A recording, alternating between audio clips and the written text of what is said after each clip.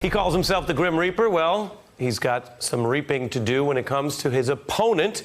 First 24 hours of the new Mitch McConnell opponent, challenger Amy McGrath, smashing fundraising records. $2.5 million. It's the most ever raised in the first day of a Senate campaign in all of American history. Former Congressman Steve Israel ran the re-election committee for the Democrats and knows his way around this stuff. You'd love to get some numbers like that, huh? Oh, my gosh. That just breaks mean? all records. Well, it's a reflection of the seething resentment that Democrats have towards Mitch McConnell. Remember, when Barack Obama was elected, what does Mitch McConnell do? First thing he says is, our first job is to make him a one-term president. Then he obstructs, and then he denies the Senate a vote on a Supreme Court nominee, Merrick Garland. So there is a seething resentment. Now, here's the thing, Ari.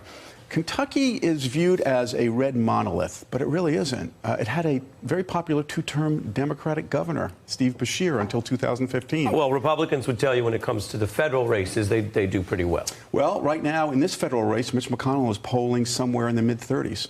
Why is that? Do people in Kentucky, do you think they don't like him? They don't like the fact that he reflects everything that is wrong in Washington, D.C., the swamp and the bureaucracy. I mean, he's been around for a long time, and Amy McGrath has the right profile. Marine combat pilot, ran for Congress, lost by 3 points in central Kentucky. So she's got the right profile to make this a race.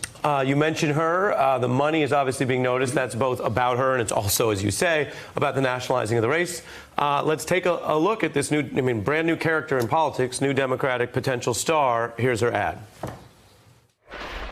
Everything that's wrong in Washington had to start someplace. Well, it started with this man who was elected a lifetime ago and who has, bit by bit, year by year, turned Washington into something we all despise, where dysfunction and chaos are political weapons, a place where ideals go to die.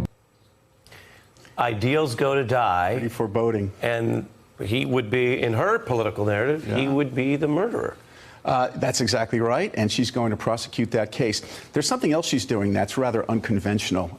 She's actually trying to appeal to Trump voters. She knows that Trump is going to be at the top of the ticket. McConnell may be in the mid-30s, but Trump actually is still doing very well. McGrath cannot win unless she gets people to split their tickets.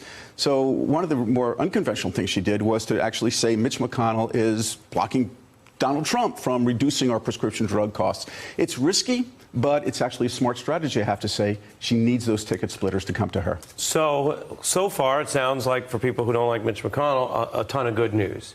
What happens, though, when she has to balance this national fundraising support, this enthusiasm from the resistance, with what you just alluded to, vaguely, as is your way, you're a politician.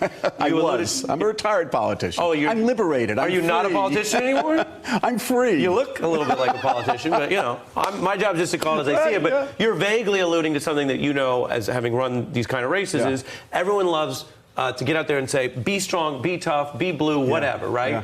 You had to work with people running in swing districts, in red districts. That's right. They can't just say everything that an AOC might say. No, you've got to reflect the sensibilities of your community, of your district. It's like when you drive cross-country and you're listening to the car radio, in some areas you're getting country music, in other areas you're getting NPR, or you're getting Harry Melber on your radio. On your Sirius radio? On your Sirius radio. Shout out to Sirius. Like that. And so you've got to reflect local sensibilities. You've got to appeal to your voters. And you think she can do that? I think she can. She's got a military background that appeals to more conservative voters, but she stands up for very important issues like reducing prescription drug costs and making sure people have affordable health care, which is very popular in Kentucky. Well, I got you. Last question on a different topic.